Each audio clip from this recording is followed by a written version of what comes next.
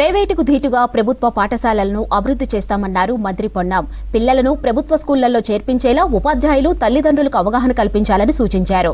ఇక సిద్దిపేట జిల్లా కోహెడ మండలం బస్వాపూర్ ప్రభుత్వ పాఠశాలలో జిల్లా కలెక్టర్ మను చౌదరితో కలిసి కంప్యూటర్ను ప్రారంభించారు మంత్రి. విద్యార్థులు లక్ష్యాన్ని నిర్దేశించుకొని చదవాలన్నారు. కష్టపడి చదువుకుంటే మంచి భవిష్యత్తు ఉంటుందన్నారు. స్పోర్ట్స్, సమ్మర్ క్యాంపుల్లో అందరూ పాల్గొనాలని సూచించారు.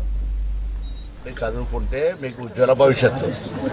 మీరు ఈ సమయాన్ని మీరు వట్టిగానే వేస్ట్ చేస్తే తర్వాత జీవితంలో మామూలుగా మళ్ళా గదే కాబట్టి ఈ ప్రభుత్వం ఇస్తున్నటువంటి అవకాశాన్ని ఉపయోగించుకొని కొంత శ్రమపడి చేయండి. మీరు అడుగుతున్న కార్యక్రమాలన్నీ కూడా నేను ఇక్కడ ఉన్నటువంటి గ్రామ పెద్దలందరూ ఉన్నారు, పొలిటికల్ సంబంధం లేదు.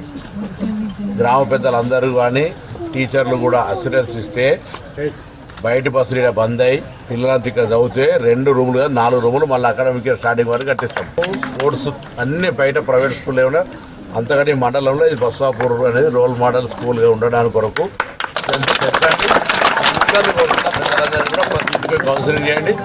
టీచర్స్ మీరు ఆ విశ్వాసం ఇవ్వాలి. ఫస్ట్ ఇక్కడున్న పేరెంట్స్కి అందరికీ మీరు ఆ విశ్వాసం ఇస్తే ఇష్యూస్ను రిజాల్వ్ చేసే బాధ్యత నాది. మీకు చెప్తున్నాం, ఊర్లో ఒక్క బస్సు కూడా ప్రైవేట్ రాకుండా ఉండేదానికి మీరు నిర్ణయం తీసుకొని అందరికీ.